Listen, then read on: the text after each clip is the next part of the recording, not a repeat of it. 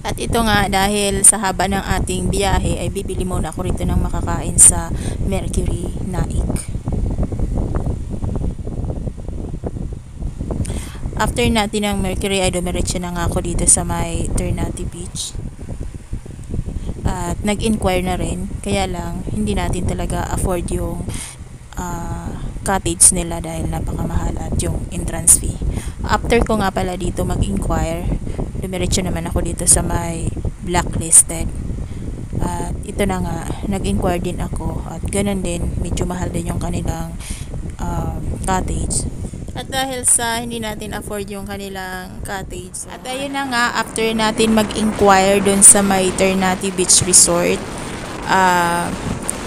since na may dala kasi akong tent guys, is ang bala ko kasi is entrance fee yung babayaran ko, and then kung may bayad yung tent is yun na lang din. Kaya lang, ang kanilang patakaran nga ay kukuha ka ng cottage nila na nagkakahalaga ng 1,200 pesos plus entrance fee na 200 pesos. Ayun nga lang, hindi natin kaya yung budget. At yung oras naman is, ang oras nila paggabi is 6 p.m. until 6 a.m. So, lugi tayo doon. Kaya naisip ko naman ay puntahan yung blacklisted dahil magkalapit lang naman sila. Ganun din po yung sa may blacklisted, yung kanilang cottage ay 1,200 pesos, good for 4 person din. And then, entrance fee is free, wala kang babayaran sa entrance. At yung dala mong tent, dahil binayaran mo na yung cottage na 1,200, it's okay na yun, free na rin yun, wala nang babayaran. Kaya lang, ayun nga lang, hindi natin kaya yung budget, tsaka yung oras din ay 6 p.m. to 6 a.m. So, another day, magbabayad ka ulit. Ganun siguro yun. And then, pinuntahan rin natin yung Daloroy Beach Resort, which is magkalapit lang naman yun ng Ternate. Ganun din, nandoon din yung banda. So, ganun din po yung entrance fee nila. Mababa nga lang pala, 150 pesos din. Yung kanilang cottage din ay nagkakalaga rin ng 1,200 pesos. Yun nga lang, mayroon dun silang rooms na nagkakalaga ng 1,500. Since may dala akong tent, gusto ko kasi gamitin yung tent ko. So ngayon, paglabas nga natin dito sa may highway, ay meron tayong nakita mga riders na paakyat din dito sa bundok. Kaya swerte dahil mayroon tayong kasabay dito. At yung plano ko naman talaga guys is pupunta ako dun sa may Maragondon Sanctuary. Yun yung mga nakikita ko sa Facebook na napakaganda at ang entrance fee doon ay 20 pesos din. At since gusto ko talagang ma-experience yung naka-tent ako sa resort, kaya naman dala-dala ko tong aking tent na binili ko sa online. Ayun na nga, swerte nga talaga dahil meron tayong mga nakasabay na mga riders na paakyat din dito. At sa sobrang dilim dito, syempre nakakatakot kapag mag-isa ka lang na dadaan dito dahil ito nga ay ayun, dito rin yung mga monkey na nakikita nyo. Nakikita natin na minsan.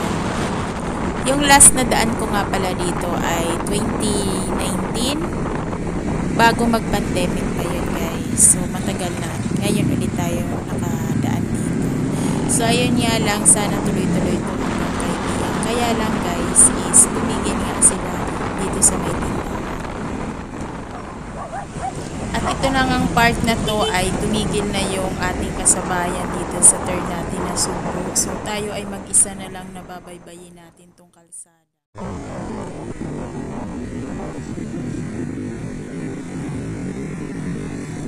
At ito na nga, dito na tayo sa Sanctuary Maragondon. Buti na lang ay may tao pa doon sa taas at bukas pa sila. Ang oras nga natin ay 12 midnight na. So ayan, pagdating natin dito sa baba ay tinanong ko agad kay tatay kung nasaan yung kanilang CR. At ayun, buti mayroon ditong CR na nandito lang. At dahil nga summer ngayon ay talagang bukas pa sila, sabi nila hanggang madaling araw daw sila bukas pa kasi nga maraming ang nagra-rides. At ayun nga, hindi siya umalis hanggat hindi ako nakakapaglagay ng aking tent. At kinabukasan, ako ay nagsaing na ng kanin at dahil may darilin tayong lutuan at ihawan, ayan, nag-ihaw na ako ng isda. So, ayan lang guys. Next natin na video ay mag-ikot-ikot tayo dito sa Sanctuary Maragondon, Cavite. Ayan.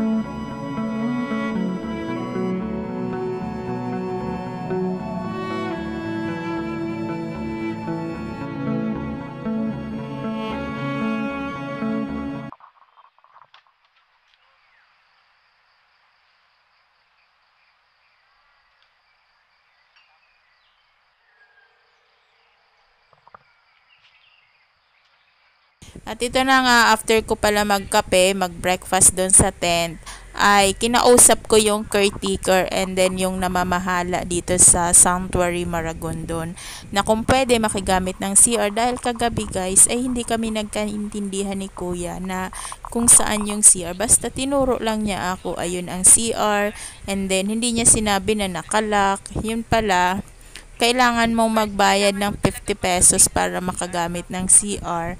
And then, kung ikaw naman ay gagamit ng CR, kailangan ay mag-rent ka nung kanilang cottage or yung kanilang bahay kubo. So, naisip ko, mag-rent na lang ng kubo dahil kinabukasan pa ako alis dahil nga mag-overnight ako dito sa Sanctuary.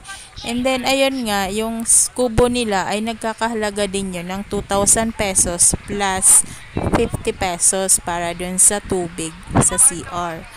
Ayun guys, kaya greenab ko na talaga ito dahil nga inisip ko yung babanlawan ko after ko maligo sa dagat. Ito nga pala yung harap ng dagat at ito naman yung dito sa kabila, may CR din dito. Kaya lang, open yung CR dyan. Kaya lang ang problema naman ay walang tubig. So, mag-iigib ka sa dagat kung ikaw ay magsi-CR. And then, wala kang mababanlawan dito guys. Ayun nga, maraming tao, maraming riders na pumupunta. Pero, unang hinahanap talaga nila is nasaan yung banlawan, yung CR. So, walang CR guys. Mayroong CR pero nakalakyan at kailangan dahil hapon na, kailangan nating bumili ng pagkain. So, pupunta muna tayo sa bayan ng Ternate. Doon tayo bibili. So, lampas pa yung guys ng Kaybiang Tunnel. So, mula pala rito sa aking kinaroroonan, ipapakita ko sa inyo yung view. Ayan, yung aakyatin nyo rin kung gaano yan kataas. Tapos, yung pababa guys is okay lang. Kayang-kaya natin yan lakarin. Pero yung paakyat ay dyan talaga ako hiningal sa akyatan na yan. At ang masasabi ko lang, kung kayo ay pupunta rito, kailangan may dala na kayong pagkain, meron na kayong dalang tubig dahil mahirap talagang umakyat dito. Akyat baba, so hihingalin talaga kayo. Pagdating mo dito sa taas ay talagang magpapahinga ka. At gusto ko nga diyang sumigaw ng dark na dahil sa hiningal talaga. Mapapasigaw ka talaga pagdating mo sa taas guys. Oh.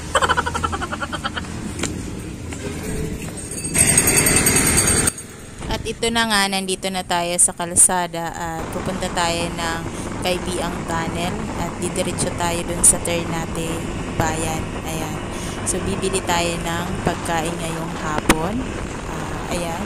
Hanggang bukas na yung ating bibilin dahil napakahirap na talagang umakyat dito. Akyat baba.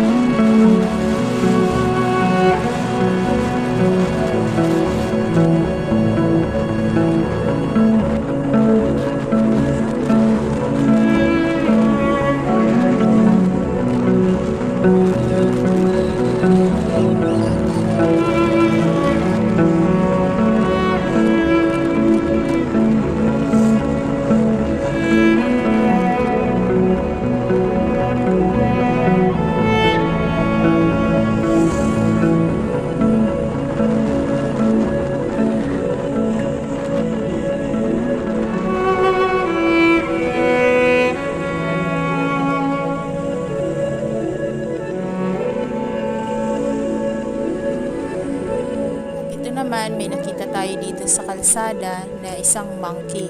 Pero hindi lang sila isang monkey, marami sila. Kaya lang, yung iba hindi na makababa sa puno dahil siguro takot dito sa monkey. At kung kayo ay monkey lover, ayan, so bigyan nyo sila ng pagkain para naman may makain sila dito.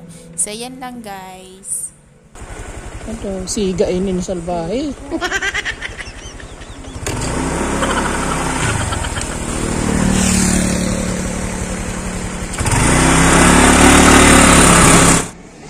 At dito naman sa view deck na tinatawag ay nakita natin yung araw na palubog na. Kaya naman, hindi ko pinalampas na kuna ng video. At dun nga tayo sa sanctuary, kitang-kita rin dito mula dito sa aking kinaroroonan kung saan ako naka-stay. Ayan. So hanggang dito na lang guys. Thank you for watching. See you.